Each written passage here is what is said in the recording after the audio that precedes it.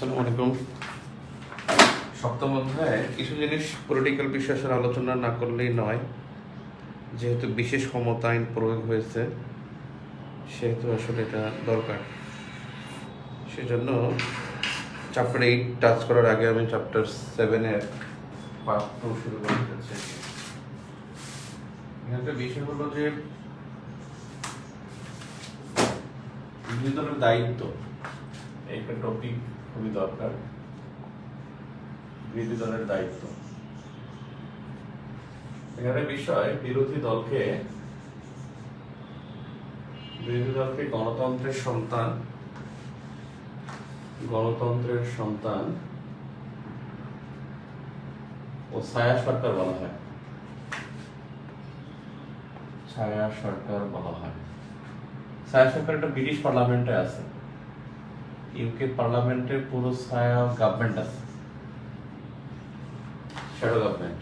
আর গণতন্ত্রের সন্তান এটা বলছে ম্যাক্স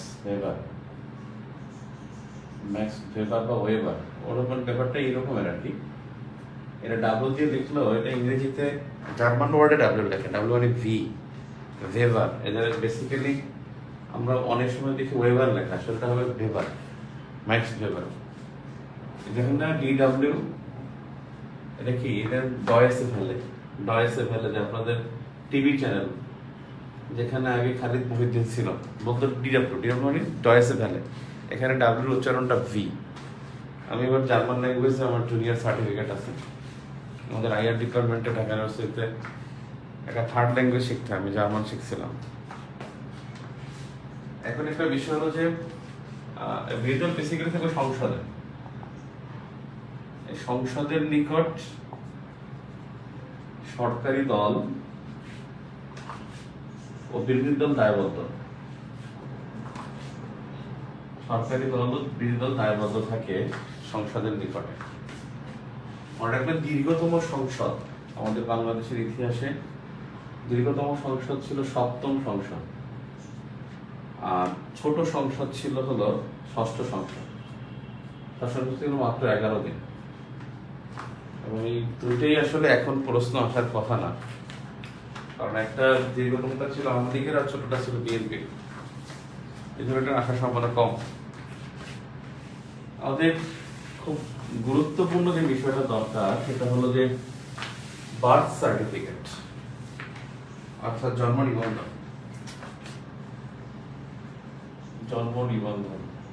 এটা বিএনপি গভর্নমেন্ট করে গেছিল, এই জন্য খুবই গুরুত্বপূর্ণ। জন্ম নিবন্ধনটাই মানে ইনিশিয়েটিভ নিয়েছিল বিএনপি গভর্নমেন্ট, এবং এই জন্য এটা এখনকার জন্য গুরুত্বপূর্ণ। এই জন্ম নিবন্ধন আইন হয় 2004 সালে, আর এটা কার্যকর হয় 3 জুলাই 2006-এ।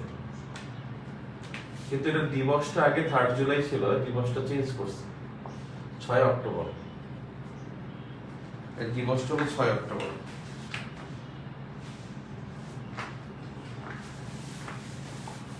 আমি জন্ম নিবন্ধনের একটা ওয়েবসাইট করছি, BDRIS.gov.bd।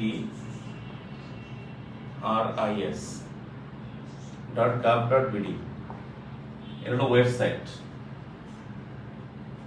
জন্ম নিবন্ধনের ওয়েবসাইট। আর জন্ম নিবন্ধন এখানে ডিজিট হলো 17টা, আর হেল্পলাইন বা কোড যেটাই বলেন, মানে স্পেশাল কোডও এটা 16152। জন্ম নিবন্ধন আপনার এই জন্ম মৃত্যু নিবন্ধন, আসলে বেসিক্যালি জন্ম ও মৃত্যু নিবন্ধন, হলো এটা। আর নিয়ন্ত্রক হলো LGRD ministry, controller LGRD ministry, LGRD মন্ত্রণালয়ে। বেসিক্যালি আপনার লোকাল গভর্নমেন্ট থেকে দেওয়া হয়, স্থানীয় সরকার থেকে, হয়তো সিটি কর্পোরেশন, নয়তো পৌরসভা, নয়তো ইউনিয়ন পরিষদ, যে যেটার অন্তর্ভুক্ত থাকে সেখান থেকে। আর এখানে লাস্ট গভর্নমেন্ট যেটা করছিল স্মার্ট কার্ড। এই স্মার্ট কার্ড যেটা গভর্নমেন্টের একটা প্রবলেম ছিল যে স্মার্ট কার্ডটা করবে হলো স্বরাষ্ট্র মন্ত্রণালয়, সেটা নির্বাচন কমিশনের কাছে রয়ে গেছে। এটা এই স্মার্ট কার্ড এটা চালু করলে 3 অক্টোবর 2016, এবং স্মার্ট কার্ডের ডিজিট হলো 10টা, ডিজিট 10, আর এটা এখন নির্বাচন কমিশন করে। মাঝখানে একটা আইন করছিল যে স্বরাষ্ট্র মন্ত্রণালয়, সেটা বাতিল হয়ে গেছে। আওয়ামী লীগ গভর্নমেন্টের সময় স্বরাষ্ট্র মন্ত্রণালয় করার কথা ছিল লাস্ট ইয়ারে, তারপর এটা আনুষ্ঠানিকতা নিতে পারে না আইনি জটিলতার কারণে। আর এখন এটা স্বরাষ্ট্র মন্ত্রণালয়ে যাওয়ার কোনো স্পেস নাই। নির্বাচন কমিশনের অধীন একটা জিনিস লিখে নেবে যে স্বরাষ্ট্র মন্ত্রণালয় হবে না, স্বরাষ্ট্র মন্ত্রণালয়ে ক্রস, স্বরাষ্ট্র মন্ত্রণালয় করছে। স্মার্ট কার্ড এটার সহায়তাকারী দেশ হলো ফ্রান্স, সহায়তাকারী ফ্রান্স, ফ্রান্স সরকার বলে সহায়তাকারী। আর এটার মেয়াদ হলো 15 ইয়ার্স। স্মার্ট কার্ডের মেয়াদ 15 বছর। আর এনআইডি কার্ড যেটা ছিল, এনআইডি কার্ড এটার মেয়াদ ছিল 10 বছর। এখন এনআইডি কার্ড নেই, সব স্মার্ট কার্ড। জননীতি নিবন্ধন এটা very very important, very very important. এটা আরেকটা জিনিস, সংবিধানে ফিরে আসছে গণভোট। নির্বাচন সংক্রান্ত যদি দেখি আমরা, যে সংসদ নির্বাচন এটা হয়েছে, সংসদ নির্বাচন এটা হয়েছে এ পর্যন্ত 12 বার, এ পর্যন্ত 12 বার। 2008 সালে নবম, 8 সালে নবম, তার মানে 12 বারই হয়েছে মনে হয়। প্রথম হয়েছে 1973 সালে 7 মার্চ, দ্বিতীয়টা হয়েছে 1979 সালে। 79 সালের খুব সম্ভবত 79 সালের ডিসেম্বর হয়েছে কিনা, 79 সালে হয়েছে, কিন্তু এটা তো খেয়াল নেই, তারিখটা মনে নেই। জিয়া রহমান আমল হয়েছিল, জিয়া। দ্বিতীয় সংসদ নির্বাচন, এটা তারিখটা গুরুত্বপূর্ণ, সত্যিই গুরুত্বপূর্ণ। এটা তো দেখতে হবে, এটা ভেরি ভেরি ইম্পর্টেন্ট। দ্বিতীয়টা আসতে পারে পরীক্ষায়। আর যেটা ধরি, অষ্টম হয়েছে 2009 সালে, নবম হয়েছে 2014 সালে, দশম হয়েছে 2018 সালে, একাদশ হয়েছে 2024 সালে। অষ্টম, নবম, দশম, একাদশ, না 11 বার হয়েছে, 12 বার হয়েছে তো। সরি, আমার এটা ভুলেছে। নবম হয়েছে 2008 সালে, নবম 2008, এখানে নয়, এখানে 8, এটা আমি উল্টাই ফেলেছি। দশম, এটা একাদশ, আর দ্বাদশ। তার মানে পরবর্তীতে সংসদ নির্বাচন এটা হবে ত্রয়োদশ সংসদ নির্বাচন হবে, পরবর্তী সংসদ নির্বাচন হবে ত্রয়োদশ সংসদ নির্বাচন। এই পর্যন্ত বাংলাদেশে কেয়ারটেকার সিস্টেমের অধীনে, কেয়ারটেকার বা নির্দলীয় সরকারের অধীনে নির্বাচন হয়েছে কয়বার? নির্দলীয় সরকারের অধীনে, কেয়ারটেকার না, মানে নির্দলীয় সরকারের অধীনে নির্বাচন হয়, সংসদ নির্বাচন আর কি, সংসদ নির্বাচন হয় কয়বার দেখি আমরা? 1991, 1996, 2001, 2008। তার মানে এই পর্যন্ত হয়েছে 4 বার সংসদ নির্বাচন। নির্দলীয় সরকারের অধীনে 4 বার হয়েছে, 1991 সালে, 1996 সালে, 2001, 2008। আর যদি এইবার হয়, এবার নির্দলীয় সরকার অধীন হলে পঞ্চমবারের মতো নির্দলীয় সরকার অধীনে নির্বাচন হওয়ার সম্ভাবনা আছে। আরেকটা বিষয় হলো, খুবই দুঃখের বিষয় যে দলীয় নির্বাচন যে কয়বার হয়েছে, দলীয় নির্বাচন, তার মানে 12 বারের মধ্যে 8 বার দলীয় নির্বাচন হয়েছে, এবং 8 বারই ওয়াজ নট ফেয়ার। XYZ যে ছিল ক্ষমতায়, দ্যাটস নট ফেয়ার ইলেকশন, একেবারে ট্রু। একটাও ফেয়ার ইলেকশন ছিল না, একটাও ফেয়ার ইলেকশন ছিল না। পলিটিক্যালি যদি আপনি বায়াসনেস থাকলে কেউ বলতে পারেন যে তারা মনে হয় ফেয়ার দিচ্ছে, নেভার অ্যান্ড নেভার, কেউ জানে একবারও ফেয়ার ইলেকশন হয় না। XYZ যে ক্ষমতা ছিল। এখন বিষয় হলো যে পৃথিবীর কোথাও কিন্তু নির্দলীয় সরকার অধীনে নির্বাচনের কোনো সিস্টেম নাই, পৃথিবীর কোথাও নাই, কিন্তু একমাত্র বাংলাদেশে আছে। আর এই অশান্তি বাংলাদেশ থেকে যাচ্ছেও না, অশান্তি যাচ্ছেও না, এবং এটা বাংলাদেশই একমাত্র এই সিস্টেমটা আছে, আর কোথাও নেই। এখন যেটা আমি বলতেছিলাম সেটা হলো যে সংসদ নির্বাচন গেছে, এখন একটা বিষয় হলো গণভোট। নির্বাচন একটা গণভোট দুই প্রকার, একটা হলো প্লেবিসাইট আর একটা হলো রেফারেন্ডাম।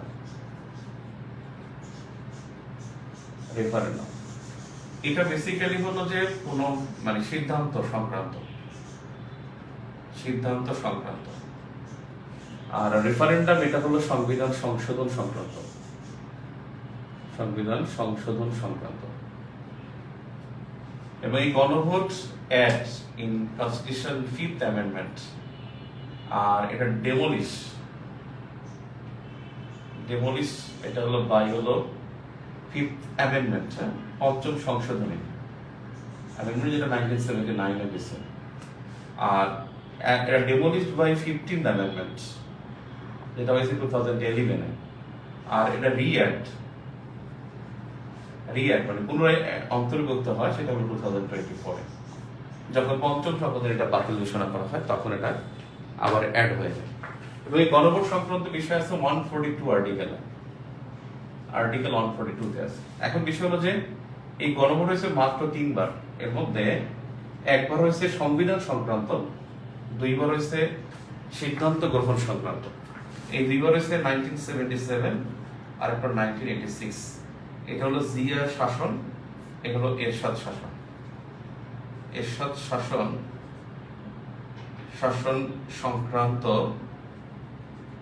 সম্মতি। এই জনগণের সম্মতি সংক্রান্ত 2বার প্লেবিসাইট হয়, একটা 1977, একটা হলো 1986, একটা জিয়া একটা এরশাদ সংক্রান্ত। আর রেফারেন্ডাম বা সংবিধান সংক্রান্ত হয় দ্বাদশ সংশোধনী সংক্রান্ত। যেটা হয়েছে 1991 এ, 1991 সালে।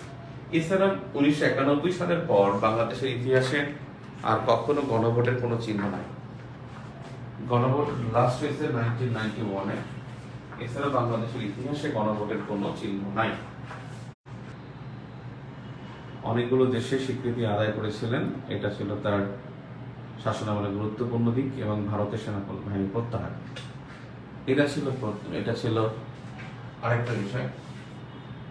নেতিবাচক যে দিকগুলো আছে সেগুলো থেকে প্রশ্ন হতে পারে।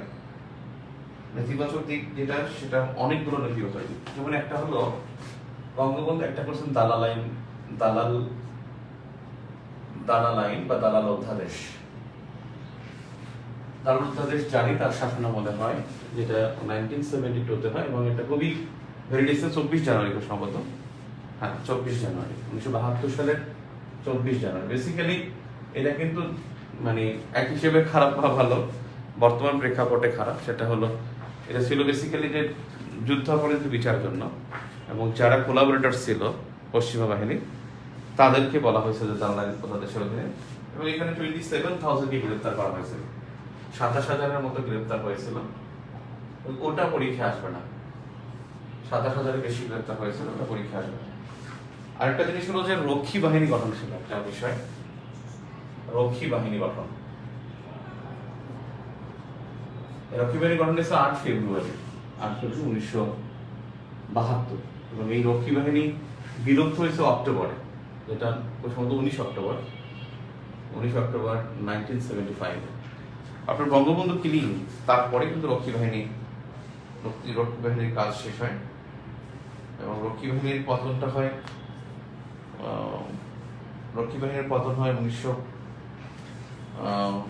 1975 সালের 9 অক্টোবর। এই রক্ষী বাহিনীর একটা বিষয় ছিল, রক্ষী বাহিনীর সংখ্যা ছিল 16,000, এর প্রধান ছিল মানে রক্ষী বাহিনী সংখ্যা ছিল 16,000। এটা বঙ্গবন্ধুর একটা ভুল সিদ্ধান্ত ছিল, কারণ তিনি কন্ট্রোল করতে পারেননি। এটা কন্ট্রোল করতে না পারাটাই আসলে সেনাবাহিনীর মধ্যে একটা বিদ্রোহ, মানে যেটাকে বলে একটা যেটা হলো বিরক্তির একটা উদ্রেক হয়। বিরক্তির উদ্রেকগুলো আসলে একসময় বিস্ফোরণ হয়, এবং সেই বিস্ফোরণটাই হয়েছে। সংখ্যা 16,000 জন। আর এই রক্ষী বাহিনী এর মানে প্রতীক ছিল তর্জনী, ও ছিল মুজিবের তর্জনী। এটা পরীক্ষা আসবে না, কিন্তু প্রধান যে ছিল এম এন নুরুজ্জামান, তিনি সেক্টর কমান্ডার ছিলেন 1971 সালে মুক্তিযুদ্ধের সেক্টর কমান্ডার ছিলেন। রক্ষী বাহিনী আরেকটা ছিল যে মুজিব শাসনামলের একটা গুরুত্বপূর্ণ দিক ছিল, সেটা হলো যে বৈজ্ঞানিক সমাজতন্ত্র প্রতিষ্ঠার ঘোষণা দিয়েছিলেন। বৈজ্ঞানিক সমাজতন্ত্র প্রতিষ্ঠার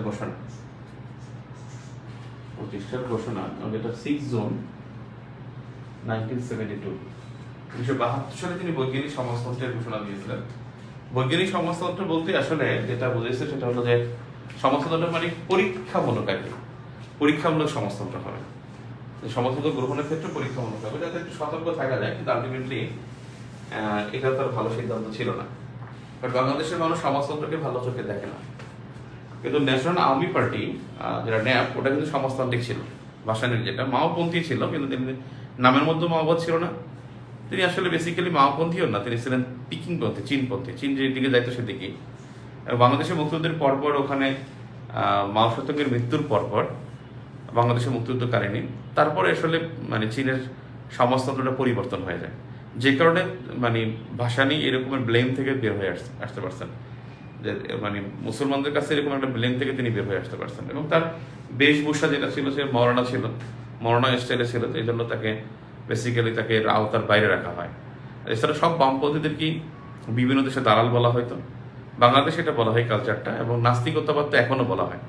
বামপন্থী রাজনীতি মানে সমাজতান্ত্রিক মানে নাস্তিকবাদ, এটা আমাদের এখানে একটা মানে প্রমাণিত সত্য।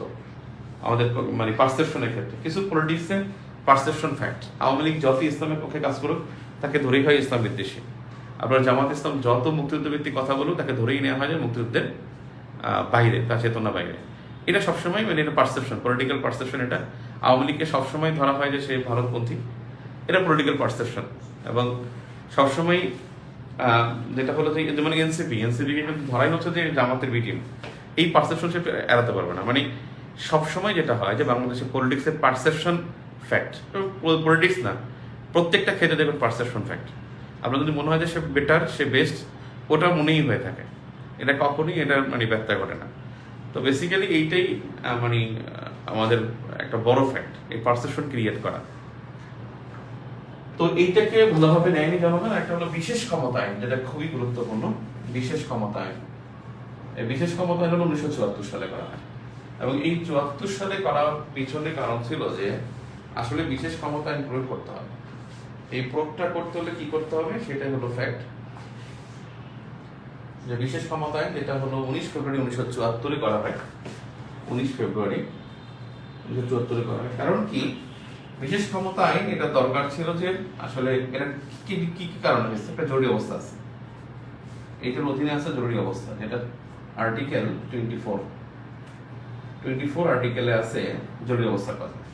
এখানে যেটা আছে যে বিনা ওয়ারেন্টে গ্রেপ্তার, বিনা পরোয়ানায় গ্রেপ্তার, বিনা পরোয়ানায় গ্রেপ্তার সক্ষমতা, এটা আছে বিশেষ ক্ষমতা আইনে। এবং 24-এর 1 অনুচ্ছেদ অনুসারে জরুরি অবস্থা ঘোষণা করা হয়। 24-এর 1 অনুচ্ছেদ অনুসারে জরুরি অবস্থা ঘোষণা করা হয়ে থাকে। এইটা একটা ছিল। আরেকটা হলো যে তিনি সর্বশেষ যেটা তাকে নিয়ে সমস্যা, সেটা হলো বাকশাল গঠন। বাকশাল গঠন যেটা হলো যে এটা হয়েছে 1975 সালে, 1975 সালের 24 ফেব্রুয়ারি বাকশাল আনুষ্ঠানিকভাবে যে যাত্রা শুরু করে 1975 সালের 24 ফেব্রুয়ারি এটা যাত্রা শুরু করে, এবং এর পতনটা হয় একেবারে বঙ্গবন্ধুর নেওয়ার সময় 15 সালে 15 আগস্ট। পরীক্ষা আসতে পারে যে বাকশাল কবে পতন হয়, বাকশালের পতন কবে হয়, বাকশালের বিলুপ্তি কবে ঘটে। 1975 সালে 15 আগস্টে বাকশাল বিলুপ্তি ঘটে। বাকশালে কয়টা দল আছে, কি আছে, কখন কি, এগুলো আসলে দরকার নাই। কিন্তু এখানে মনে রাখবেন বাকশালের সময় 4টি পত্রিকা নিষিদ্ধ করা হয়, 4টি পত্রিকা নিষিদ্ধ হয়। বাকশালের সময় 4টি পত্রিকা নিষিদ্ধ হয়। তারপরে ছিল বাংলাদেশ অবজারভার ছিল একটা, বাংলাদেশ টাইমস, বাংলাদেশ অবজারভার। বাকশালের না নিষিদ্ধ, বাকশালে 4টি পত্রিকা আসলে বেসিক্যালি 4টি পত্রিকা ছিল আর কি, যেটা নিষিদ্ধ না, আমি যেটা ভুল করছি, 4টি পত্রিকা ছাড়া সবগুলো নিষিদ্ধ করা হয়। বাকশালের 4টি পত্রিকা ছিল, দৈনিক ইত্তেফাক, বাংলাদেশ টাইমস, দৈনিক বাংলা, বাংলাদেশ অবজারভার। খুবই গুরুত্বপূর্ণ এটা। 4টি পত্রিকা ছাড়া সব নিষিদ্ধ হয়। একটা হলো ইত্তেফাক, দৈনিক ইত্তেফাক। আপনারা কি বাংলাদেশ বিষয়গুলির পড়েন নাই না, রিটেনের বইটা একবার রিডিং দিয়ে 4-5টা অধ্যায়, খুব কাজে লাগবে, রিটেনও কাজে লাগবে, পিলিতে তো কাজে লাগবেই, কারণ আপনি দেখেন সিলেবাসটা দেখলে তো বুঝতে পারেন যে কতটা গুরুত্বপূর্ণ। দৈনিক ইত্তেফাক, দৈনিক বাংলা। 3 নম্বরে হলো বাংলাদেশ অবজারভার, বাংলাদেশ টাইমস। 4 নম্বর হলো বাংলাদেশ অবজারভার। এই 4টা পত্রিকা ছাড়া সব পত্রিকা নিষিদ্ধ করা হয় এবং পলিটিক্যাল পার্টি নিষিদ্ধ করা হয়। বাকশাল একটা বিষয় হলো যে আওয়ামী লীগ সহ সব দল নিষিদ্ধ, আওয়ামী লীগ সহ সব দল নিষিদ্ধ। মনে রাখতে হবে, যদি প্রশ্ন আসে যে আওয়ামী লীগ দ্বিতীয়বার নিষিদ্ধ হয় কবে, 75-এর 24 ফেব্রুয়ারি, এটা কিন্তু ট্রিকি কোশ্চেন হবে, খুব চমৎকার কোশ্চেন হবে যে আওয়ামী লীগ দ্বিতীয়বার নিষিদ্ধ কবে হয়। এটা হলো 1975 সালে 24 ফেব্রুয়ারি। তৃতীয়বার নিষিদ্ধ হলো 12 মে। প্রথম হয়েছিল 1971 সালের 25 মার্চ। এই এখন নিষিদ্ধ করেছিল 1971 সালের 25 মার্চ আওয়ামী লীগকে নিষিদ্ধ করা হয়। আর দ্বিতীয়বার নিষিদ্ধ করা হয় বাকশাল ঘটনার সময় 1975 সালের 24 ফেব্রুয়ারি। আর সব দলকে নিষিদ্ধ করা হয়। এখানে বাকশাল একটা জোট ছিল, পলিটিক্যাল জোট, পলিটিক্যাল পার্টিদের জোট, এবং এটা সরকার এই সিদ্ধান্তই চূড়ান্ত, এই অনুসারে দেশ চলবে। এই বাকশাল এটাই থাকবে, মানে সবকিছু ক্রিয়ানো। ওই বাকশালে যে 17 সদস্যের যে পরিষদ ছিল, মানে উচ্চতর পরিষদ ছিল 17 সদস্যের, আর এছাড়া মনে হয় 86 জন মেম্বার ছিল। তো এই উচ্চতর পরিষদের সদস্য ছিল 17 জন, তাদের মাধ্যমে একটা দেশ পরিচালিত হবে। এখানে 4টা দল ছিল, আওয়ামী লীগ ছিল, বাংলাদেশ কমিউনিস্ট পার্টি ছিল, তারপরে জাতীয় জনতা লীগ ওসমানীর, আর ন্যাপ মুজাফফর, এই 4টা দল ছিল। বঙ্গবন্ধু শাসনামলে বা মোদী শাসনামলের আরেকটা বিষয় হলো যে মোদী শাসনামলের আরেকটা ক্রিটিক্স যেটা, সেটা হলো যে 74-এর দুর্ভিক্ষ।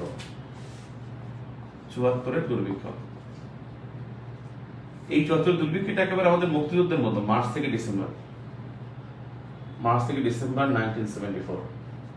এবং এখানে গভর্নমেন্ট, সরকারি হিসেবে বাই গভর্নমেন্ট 27,000 মারা গেছে, ডেথ হলো 27,000। আর বাই এনজিওস এখানে মারা গেছে এনজিওস যে 1 থেকে 4.5 লাখ, 4.5 লাখ। এটা হলো বাই এনজিওস, আর বাই গভর্নমেন্ট হলো 27,000। এখন ব্যাপারটা হলো যে 74-এর দুর্ভিক্ষ, যে এই সময় রফিক আজাদ একটা কবিতা লিখছিল যে ভাত দিয়ে হারামজাদা নয়তো মানচিত্র খাবো। রফিক আজাদের বিখ্যাত কবিতা। রফিক আজাদের বাড়ি কিন্তু বঙ্গবন্ধুর বাড়ির পাশেই ছিল, এবং বঙ্গবন্ধু খুন হওয়ার পর 15ই আগস্টে তিনি একটা কবিতা লিখছিলেন যে এই সিঁড়ি, কবিতার নাম ছিল এই সিঁড়ি, যেখানে বঙ্গবন্ধুর লাশ পড়েছিল। সেটা ভিন্ন কথা। ব্যাপারটা হলো যে 74 দুর্ভিক্ষের কারণ কি ছিল, একটা সরল যদি কারণ বলেন, সরল কারণ ছিল 4টি কারণ। পরীক্ষা আসার জন্য কারণ 4টা, এবং আওয়ামী লীগের ডিফেন্ডের জন্য কারণ আলাদা, সেটা কিন্তু পরীক্ষা আসবে না। আসবে সরল কারণ যে 4টা, সেটা হলো 1 নম্বর হলো যে তার মানে ভুল পররাষ্ট্রনীতি একটা ফ্যাক্ট ছিল। ভুল পররাষ্ট্রনীতি কেন? সেটা হলো যে কিউবার নিকট পাট বিক্রি করছে,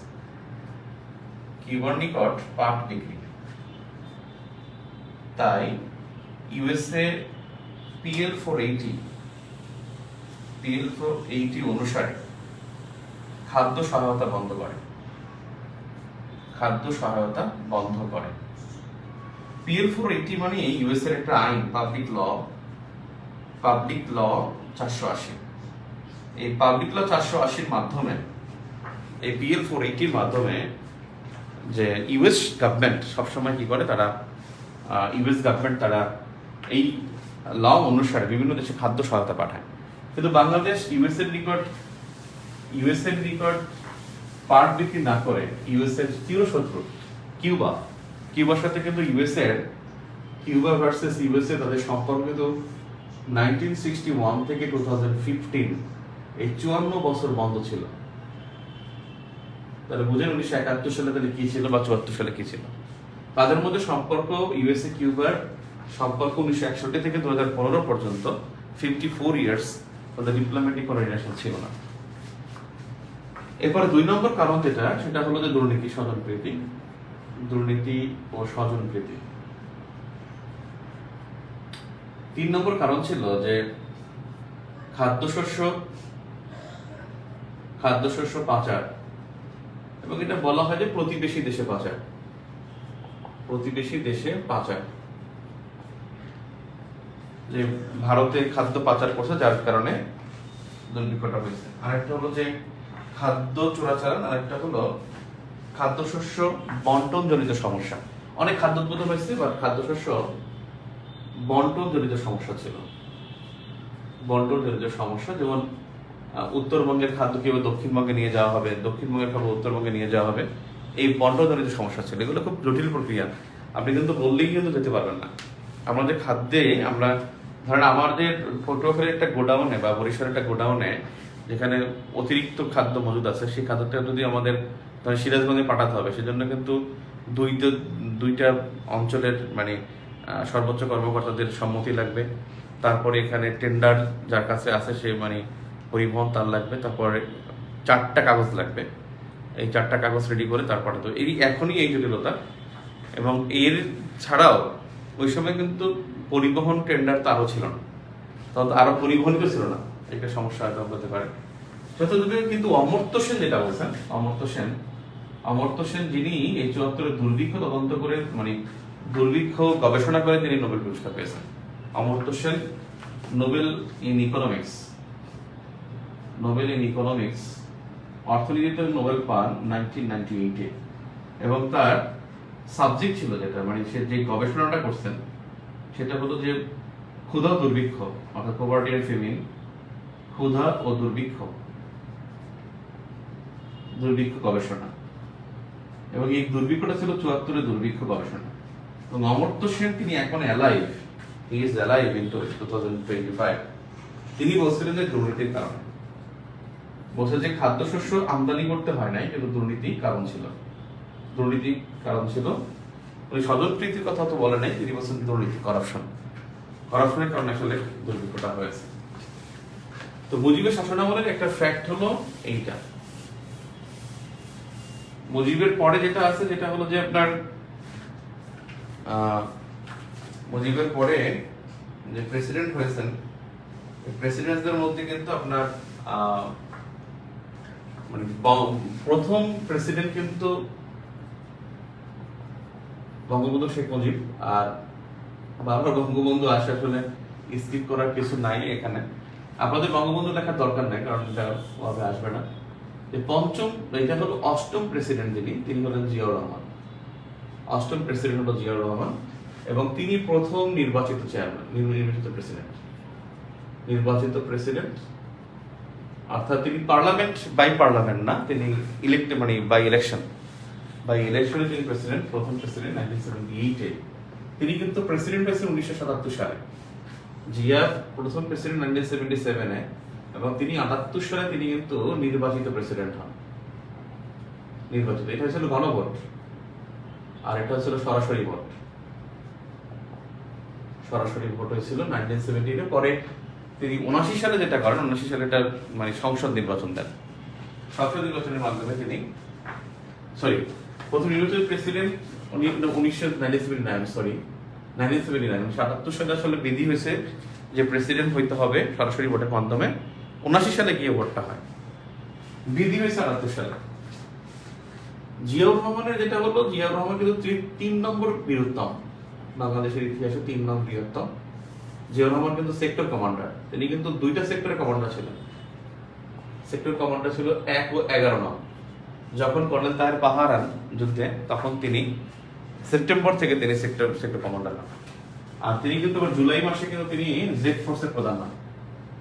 জুলাই 7 থেকে সেপ্টেম্বর তিনি কিন্তু জেড ফোর্সের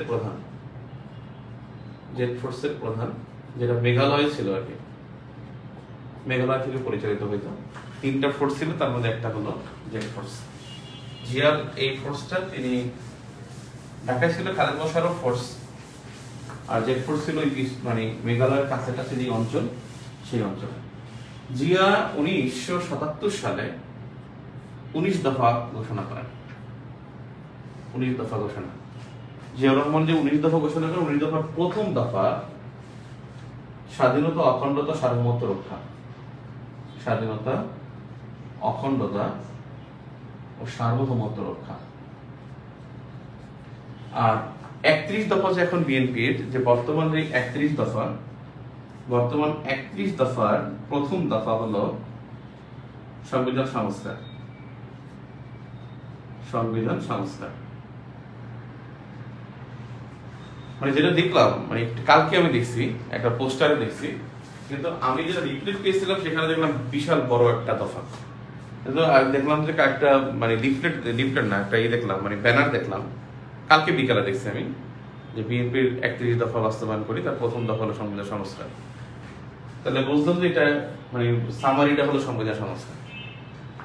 দ্বিতীয় দফা যেটা 77 সালে 19 দফার মধ্যে দ্বিতীয় দফা যেটা ছিল সেটা হলো যে মূলনীতি পরিবর্তন। মূলনীতি পরিবর্তন, মূলনীতির মধ্যে যে 4টা মূলনীতি ঘোষণা করা হয়েছে, 4টা মূলনীতি হলো যে আল্লাহর প্রতি সর্বাত্মক, আল্লাহর প্রতি আস্থা ও বিশ্বাস। এই মূলনীতি পরিবর্তন মানে 4টাই থাকবে, কিন্তু 4টার মধ্যে কি কি? এক হলো আল্লাহর প্রতি সর্বাত্মক আস্থা ও বিশ্বাস, আল্লাহর প্রতি সর্বাত্মক আস্থা ও বিশ্বাস। 2 নম্বর হলো গণতন্ত্র। 3 নম্বর বাংলাদেশী জাতীয়তাবাদ।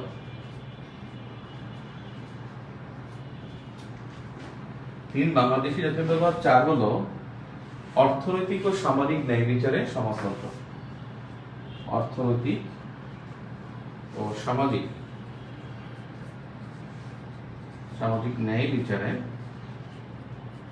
সমাজতন্ত্র। এই 4টা বিষয় হলো তার মূলনীতির পরিবর্তনের বিষয়। যদিও মূলনীতিতে কিন্তু পরিবর্তন তিনি ভিন্ন করছেন, সর্বাত্মক আল্লাহ আস্থা বিষয় এটা তিনি পরে প্রস্তাবনা করে ফেলছেন। এটা পরবর্তীতে যেটা হয়, পরবর্তীতে এটা সংবিধানের 1979 সালে যে সংশোধনী হয়, পরবর্তীতে এটি প্রস্তাবনা হয় এবং গণতন্ত্র থাকে, বাংলাদেশী জাতীয়তাবাদ থাকে।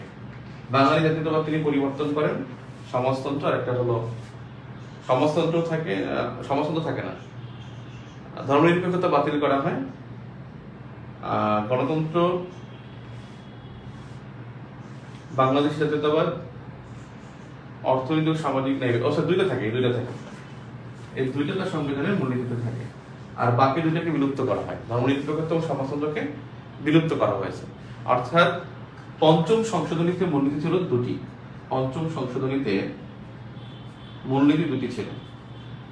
2টি মূলনীতি 2টিকে স্থগিত করা হয়। একটা হলো ধর্মনিরপেক্ষতা, আর একটা হলো জাতীয়তাবাদ, বাংলাদেশী জাতীয়তাবাদ। পলিটিক্যালি আমি আলোচনার ক্ষেত্রে মনে করি এতটুকু আলোচনা করা খুবই জরুরি ছিল। আমরা কয়েকটা বিষয় মনে রাখতে পারি যে জরুরি অবস্থা জারি এটা হয়েছে এ পর্যন্ত 5 বার। প্রথম 1974 সালে যেটা বঙ্গবন্ধু করেছিল, আর পঞ্চম যেটা সেটা হয়েছে 2007 সালে 11 জানুয়ারি। 7 সালের 11 জানুয়ারি যেটা ছিল পঞ্চম বার ও সর্বশেষ বার। বাংলাদেশের ইতিহাসে কারফিউ অসংখ্যবার হয়েছে। কারফিউ এবং 144 ধারা, এই দুটোর মধ্যে পার্থক্য হলো 144 ধারা হলো সভা সমাবেশ নিষিদ্ধ। সমাবেশ নিষিদ্ধ, যেটা 1898 সালের একটি আইন। 1898 সালের যে ফৌজদারি কার্যবিধির একটি আইন 144 ধারা। এই 1898 সালের ফৌজদারি বিধি 144 ধারা, এখানে হলো যে 144 ধারা হলো একটা সভা সমাবেশ নিষিদ্ধ। সভা সমাবেশ নিষিদ্ধ। আর কারফিউ যেটা সেটা হলো 4 জনের, মানে ঘর থেকে বের হওয়া যাবে না অনুমতি ছাড়া। ঘর থেকে অনুমতি ছাড়া বের হওয়া যাবে না, মানে একটা বিশেষ কজ থাকবে, আগে থেকে বলবে যে অমুক জন বের হতে পারবেন, এই অনুমতি। আর একটা জিনিস হলো যে এখানে 4 জনের বেশি থাকতে পারবেন না, 4 জন সর্বোচ্চ একসাথে থাকতে পারবেন না, সর্বোচ্চ একসাথে 4 জন। এই হলো কারফিউ ফ্যাক্ট। আর কারফিউ মানে সান্ধ্য আইন মানে এখানে রাস্তাঘাটে কিছু থাকবে না, এটা হলো মূল বিষয়। এখন কারফিউ ঘোষণা করার কারণ 3টা, এইটাই কিন্তু খুবই গুরুত্বপূর্ণ। কারফিউর কারণ 3টি। একটা হলো দুর্যোগ, প্রাকৃতিক দুর্যোগ হতে হবে বা যে কোনো দুর্যোগ, দুর্যোগকালীন। 2 নম্বর হলো জনস্বাস্থ্য সংকট, জনস্বাস্থ্য সংকট। আর একটা হলো জননিরাপত্তা সংকট, জননিরাপত্তা সংকট। এই 3টি কারণে কারফিউ জারি করা যায়। আমি মনে হয় আপনার সপ্তম অধ্যায়ের পিরিয়ড নিয়ে আলোচনা করেছি। আজকে রাত 10টায় পরীক্ষা এবং 10টা 15 সপ্তম অধ্যায়ের এক্সপ্লানেশন দেওয়ার পর সময় থাকলে আমরা অষ্টম অধ্যায় পার্ট 2 করব। কিন্তু আগামীকালকে অষ্টম অধ্যায়ের উপরে পরীক্ষা হবে ইনশাল্লাহ রাত 10টায়। আমরা আজকে যদি রাতে আমরা অষ্টম অধ্যায় শেষ করতে না পারি, আগামীকালকে সকালে আমরা অষ্টম অধ্যায় শেষ করবো ইনশাল্লাহ পার্ট 2।